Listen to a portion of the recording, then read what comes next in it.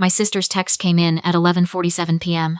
I was sitting in a plastic chair at the urgent care clinic on Bloor Street, pressing a bag of ice against my wrist and watching a fluorescent light flicker above the reception desk. "You're being so dramatic. We all saw what happened. Don't reach out to us until you're ready to apologize." I read it twice. She didn't ask if I was okay. She didn't ask if the bone was fractured. She just needed me to know I was the problem. I set the phone face down on my knee. Then I picked it up again and opened my email. The subject line I'd started drafting in the cab on the way over was still sitting in my drafts folder. Notice of co-signer withdrawal. Unit 4B, 382 Dundas Street West. I'd already written the body. I just hadn't sent it yet. The property manager, the commercial real estate agent, and the business lawyer were all in the CC line. 6 people. I attached the urgent care intake form, to Nosbrace 11:22 p.m., and hit send. Lease signing was at 9 the next morning. I set a timer for 6 hours, leaned back against the chair and closed my eyes. You need to understand where that money came from, before I tell you the rest. I'm 31 years old. I've been a registered nurse at St. Michael's Hospital in Toronto for 8 years. I work the overnight trauma unit, 12-hour shifts, 4 nights a week, sometimes 5 when we're short-staffed. My feet have permanent indentations from compression socks. I've eaten more granola bars in supply closets than I've eaten actual meals at an actual table. The $68,000 in my TFSA wasn't a windfall. It wasn't an inheritance. It was 8 years of skipping vacations, driving a 2014 Honda Fit that needed a new muffler, and saying no to pretty much everything that wasn't rent or groceries. My mother knew what that money cost me. She had watched me build it. Before she passed. 18 months ago, ovarian cancer, 14 weeks from diagnosis to the end. She took my hand and said, "Your sister is still figuring herself out. Promise me you'll be there for her." I promised. Because you promised those things. Because your mother is dying and she is asking. My sister has always been the one still figuring herself out. She is 27. Magnetic, the kind of person who walks into a room and immediately becomes the center of it. She has 40,000 followers on Instagram and a genuine gift for food styling. She also has a credit score of 591 and a fiancé, who has never, in the 3 years I've known him, held a job for longer than 8 months. Her fiancé came to my apartment in February. He sat at my kitchen table, the one I bought secondhand off Facebook Marketplace, and laid out the plan. A restaurant, small, curated, Kensington Market area, maybe Dundas West. My sister would handle the concept, the aesthetic, the social presence. He would manage operations. They already had a space in mind. Ground floor of a mixed-use building, 900 square feet, $4,800 a month plus TMI. The landlord wanted first and last, plus a security deposit, $18,000 up front. The problem, he explained with the casual confidence of a man who has never scraped frost off a car at 5:30 in the morning, was that their credit didn't qualify them to sign the lease alone. They needed a co-signer, someone with a stable income, employment ideally, or healthcare. The landlord won't proceed without someone strong on paper, he said, spreading his hands like this. Was simply a bureaucratic inconvenience rather than a loud and obvious warning sign. You'd just be on the lease. You wouldn't actually be involved in the business. My sister was sitting across from me. She was holding my mug. The blue one I've had since nursing school. She was looking at me with the expression she's had since she was 12 years old, halfway between asking and already assuming the answer. Mom would want this, she said, not as manipulation, just as a fact she believed. I signed the co-signer agreement in March. I also transferred $22,000 into the joint business account they'd set up. Equipment deposits. Insurance down payment. The restaurant supply company wanted 30% up front for the commercial refrigeration unit. Every time I asked for receipts, her fiancé said the accountant had them, and the accountant was apparently never available. I was working nights and sleeping days, and my phone would buzz at 2 in the afternoon with messages like, "The hood ventilation system quote came in higher than expected. Can you move another $3,500? I moved it. The health inspection pre-clearance fee is $800. We didn't budget for it. I paid it. The signage company needs 50% now or they'll drop our slot. I sent it." My sister posted photos of the space on Instagram. She was in her element. Chalk menu boards propped against exposed brick, Edison bulbs, strung across the ceiling, a wooden sign that said Est. 2025 leaning against a stool. She hashtagged it with restaurant life coming soon small business. She never tagged me. She never mentioned the co-signer whose name was on the lease, whose credit score was keeping the whole thing alive, whose night shifts were funding the Edison bulbs. I told myself I was helping her build something real. I was funding my own erasure. The final walkthrough was 4 days before the lease officially began. The space was still half finished, loose wiring above the pass-through, new flooring tiles, stacked against the wall, the smell of fresh drywall dust, hanging in the cold air. I parked my Fit behind their SUV and climbed the 2 steps to the front door. My sister was filming already, phone up, narrating to her followers about the vision coming to life. Her fiancé was carrying her equipment bag. I pointed to a utility box, mounted on the exterior wall near the alley entrance. That has to stay. The property manager confirmed it's connected to the building's main electrical panel. Moving it would require a licensed electrician and a city permit. We don't have the budget or the timeline. My sister lowered her phone for half a second. It's going to show up in every shot of the entrance. I know, but it's not movable. Her fiancé turned around slowly. He had the particular expression of someone who has decided they are done pretending to be polite. Actually, he said, while we're here, we've been looking at the patio permit. It's another $12,000. But if we get it done before summer, we recoup it in 3 months. The business account is already down to operating reserve. I'm not putting in more. You have a TFSA. That's my retirement savings. He shrugged. The same shrug he'd done in February. You're 31. You have decades to rebuild it. We need this now. Something shifted in my sister's face. She put her phone in her pocket and walked toward me slowly. Her fiancé took a step back, giving her room. And I understood in that moment that this conversation had been planned. I know you've done a lot, she said. Her voice was low, not gentle, calibrated. But honestly, what are you even saving it for? You work nights, you eat alone, you don't have anyone. I looked at her. We're building something that's going to matter. We're going to have a life, a real life, a family. She gestured around the unfinished space. And you're going to be what? Sitting in that apartment, watching your TFSA grow by itself? She tilted her head. Helps us. That's what family does. My voice came out steady, which surprised me. I already helped you. $22,000 and my credit score. That was the deal. The deal changed, her fiancé said from behind her. Then the deal's off.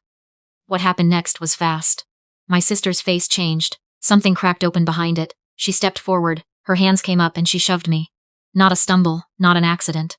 Hard, and with intention. My heel caught the lip of one of the stacked tile boxes and I went down sideways, my right wrist slamming into the metal edge of the scaffolding the contractors had left along the wall. The pain was white and immediate. I sat on the concrete floor of the half-finished restaurant, cradling my arm, listening to their voices above me. She's fine. She slipped. We need to leave. If we stay, she'll make this into something. But she's fine. Get your bag. I heard the door. I heard the SUV start. I sat there until the sound faded, then I found my keys in my jacket pocket with my left hand and drove myself to urgent care on Bloor. The x-ray showed a hairline fracture in my scaphoid bone. Immobilization cast. 6 to 8 weeks, no heavy lifting, no patient handling, no IV insertions, no trauma work. A registered nurse with a fractured wrist cannot work a trauma unit. My hospital's occupational health team would have to assess before I could return to the floor. I had just become, in the language of my employment contract, temporarily medically unfit for duty. I was a co-signer on a commercial lease, 4 days from activation. And I had the discharge paperwork to prove exactly why I couldn't show up to sign anything. I sent the withdrawal email at 11:54 p.m. By 6 in the morning I had 19 missed calls, 11 from my sister, 8 from her fiancé. I made coffee with my left hand and read the texts. Call me back right now. You can't do this. You signed something. The lawyer says, you can withdraw on medical grounds but we lose the deposit. Do you understand what you're doing to us? Mom would be so ashamed of you. I put the phone on the counter and drank my coffee. At 9:17, the property manager emailed to confirm that the lease signing had not proceeded. Per the cosigner, withdrawal clause, triggered by documented medical incapacity, the landlord was retaining the $18,000 deposit as liquidated damages. The space would be relisted immediately. $18,000. Money my sister and her fiancé had pooled from her brand partnerships and his parents' line of credit. Not a single dollar of it was mine. And now, legally it was gone. By noon my sister was live on Instagram. A former nursing school classmate sent me a screenshot. I opened the app. My sister was sitting in the passenger seat of their SUV. Her eyeliner was smeared. She was speaking directly to camera with the composed devastation of someone who knows exactly what her face looks like in natural light when she cries. I don't even know how to say this, she started. But my sister attacked me today. At our restaurant space. We were just having a conversation and she pushed me. She's always been jealous of what we're building. She's always resented that I have someone who loves me, a real future, and today she just lost it and… A pause. She wiped one eye with her ring finger. She cost us everything. Our deposit's gone. The space is gone. We're staying with friends because we already gave notice on our apartment. If anyone can help us get back on our feet. A donation link appeared in the comments. Pinned. I watched until the viewer count hit 4,000. Then I closed the app. I texted the friend, who had helped me move apartments twice, and brought me soup during stretches, when I worked 4 nights straight and couldn't get to a grocery store. She had been at the restaurant space 2 weeks earlier, helping me measure the back wall for shelving. She knew the layout. She knew where the building's security camera was mounted. The wide-angle camera by the alley entrance, I typed. Do you know if it covers the interior near the scaffolding? She called me instead of responding. I asked the property manager when we were measuring, she said. 180-degree wide angle. Cloud storage. Covers the whole front of the space, halfway in through the door. A pause. Did something happen? Can you help me get the footage? The property manager sent the clip to my email, the following afternoon. I watched it on my laptop, cast to my television. The angle was clear. It showed my sister walking toward me. It showed her hands come up. It showed the shove, not a slip, not a stumble, a deliberate 2-handed push with full force behind it. It showed me go down and hit the scaffolding. It showed her fiancé take her arm and walk her out the door while I was still on the ground. The audio wasn't perfect, but it was enough. What are you even saving it for? You don't have anyone. Unmistakable. I sent the file to the Toronto Police Service along with my urgent care discharge, paperwork, the X-ray report, and a written statement. I also forwarded the Instagram Live recording to the officer assigned to my file, with a note documenting the timestamp relative to the incident. 3 weeks later, my sister was served with a summons for assault causing bodily harm. Her fiancé was interviewed separately, and formally cautioned for failing to render assistance to an injured person, which is a thing in Ontario that carries actual consequences. The Instagram fundraiser had collected $580 before the platform removed it, following a terms of service report for fraudulent solicitation. My sister's follower count dropped by 11,000 in 1 week. The morning I received the letter confirming the charges, I was sitting in my apartment in Leslieville, the 1-bedroom I've had for 4 years, noisy radiator, good morning light. My wrist was still in its cast. My TFSA showed $68,400. Every dollar I had transferred into the joint business account had been formally returned following my written request to dissolve the business arrangement. Processed through a small business lawyer I hired for $400. The $22,000 came back in full within 30 days. The $18,000 deposit had never been my money.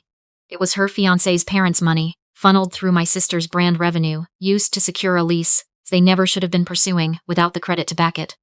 I didn't lose a cent. I made oatmeal with my left hand and ate it by the window. That evening, my friend came over with her partner and takeout from the Thai place 2 blocks east, and we sat on my living room floor because I only have 1 chair and a love seat, and they talked too loudly and laughed at things that weren't that funny, and it was the best night I'd had in more than a year. These people share none of my DNA. They owe me nothing by blood or history. But when I couldn't drive to a follow-up appointment, my friend took a half day without being asked. When I couldn't type my incident statement one-handed, her partner sat beside me and typed while I dictated. They didn't ask to be repaid. They didn't hand me an invoice for the soup or the time off work. They just showed up. My sister hasn't called. Her fiancé's case is still pending. 3 months ago, a card arrived in the mail. My sister's handwriting on the envelope. I knew before I opened it what it would say. Something about how she's sorry, how he influenced her, how she just needs a little help getting back on her feet. 3 pages of I'm sorry, followed by 2 pages of it wasn't really my fault, ending with a request for a loan. The classic move. I stood in my hallway and held the envelope for a long time. Then I put it in the recycling bin, went inside, and started prepping dinner. I've thought a lot about what I want to say to anyone watching this who recognizes any part of what I've described, because I know you're out there. I've been a trauma nurse long enough to know that the particular kind of exhaustion that comes from giving to someone who only takes looks exactly the same whether you're 25 or 65. Here is what I know now. Paid for with a fractured wrist, and 8 weeks of unpaid leave, and a long time sitting in plastic chairs at night. A dying parent's last wish is not a financial contract. My mother asked me to be there for my sister. She asked me to love her. She did not ask me to sign my name to her fiancé's ambitions, or transfer money at midnight, or absorb the cost of someone else's entitlement indefinitely. I honored my mother. I was present. That was what she actually asked for. The rest was a story someone else wrote using her words. The person who stands by and watches is not neutral. My sister shoved me, and her fiancé walked her out. He did not push me, but he saw what happened, he knew I was injured, and he left anyway. In the eyes of the law, that matters. In my own life, it matters more. When the moment came, he showed me exactly what I was worth to him. So did she. People tell you who they are when the cost is real. Listen the first time. Your savings are your boundaries made visible. Every dollar you move towards someone who treats you like an inconvenience is a vote for being treated exactly the way they're treating you. That is not generosity. Generosity requires the other person to recognize what they're receiving. What I was doing was subsidizing my own humiliation and calling it love. I'm 31. I have a cast coming off next week, a full TFSA, and people in my life who showed up without being asked. If someone in your life is holding a match and expecting you to stay warm for them, you already know what to do. You don't wait for them to light it.